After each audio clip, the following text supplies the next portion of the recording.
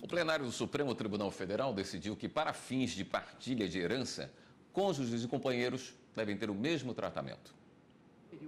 Por maioria, os ministros declararam inconstitucional o artigo 1790 do Código Civil, que previa um tratamento diferenciado ao companheiro para fins de sucessão. Com isso, na partilha da herança, aqueles que possuem união estável devem ter os mesmos direitos das pessoas casadas. Na sucessão, portanto, se aplicasse as mesmas normas que valem para pessoas que eram casadas, ele teria direito à metade. Porém, se aplicar o dispositivo do artigo 1790 do Código Civil, que rege a sucessão em uniões estáveis, ele só tem direito a 1/3 e somente daquilo que tenha sido adquirido onerosamente. Portanto, o Código Civil instituiu um regime sucessório para as uniões estáveis totalmente desequiparado e mais desfavorável para o companheiro ou a companheira. Acho que essa preocupação, essa alegação de que o Supremo estaria a interferir até no direito de amar, eu sempre digo que o Estado só entra nas relações quando meu bem vira meus bens.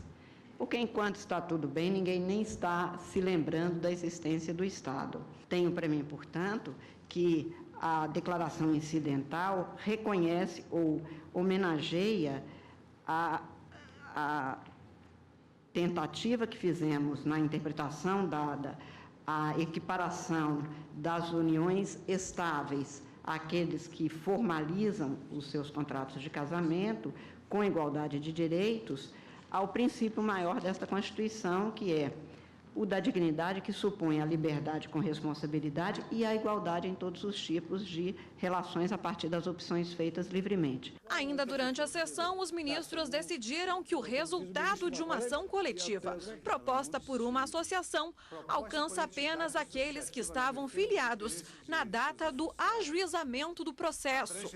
Ou seja, aqueles que se filiaram depois precisam entrar com uma nova ação.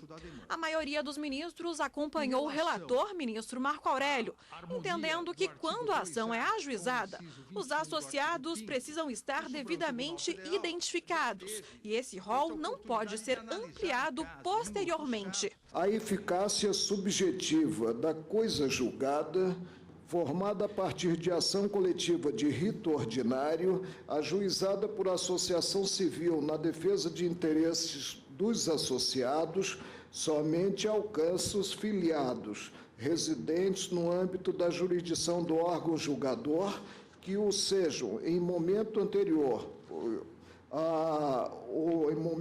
ou até a data da propositura da demanda, constantes da relação juntada inicial do processo de conhecimento. Não pode abranger associados que ingressaram no quadro da associação após o ajuizamento inicial, na medida em que, evidentemente, faltará o requisito da prévia autorização expressa para o ajuizamento. Admitir que pessoas não apontadas no inicial também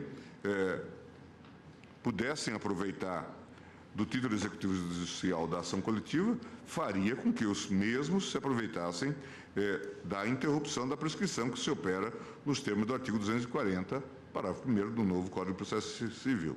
Eu digo também que não procede o argumento ad terrorem no sentido de que será o fim da tutela coletiva, que busca conferir racionalidade, uniformidade e celeridade aos processos judiciais.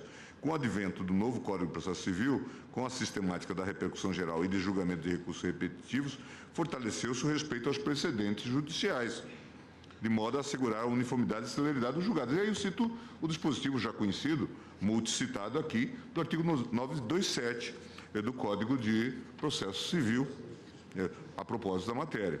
Isso tudo vem sem implicar violação aos direitos e faculdades processuais da parte contrária. A representação exige que alguém se presente como aquele que se quer fazer presente pelo outro, que é o representar. E então, neste caso, efetivamente, a legislação, ao fazer essa previsão, faria exatamente esta adequação no sentido da limitação, como foi exposto aqui, e para evitar que nós tivéssemos uma substituição, também enfatizado no voto do ministro relator e de vários ministros. A ministra Rosa Weber fez questão de frisar com muita ênfase essa distinção, para que a gente tenha a congruência entre o que se tenha o acesso à justiça, a garantia de aceder à justiça segundo a sua vontade, especialmente e particularmente no caso de entidades como a das associações.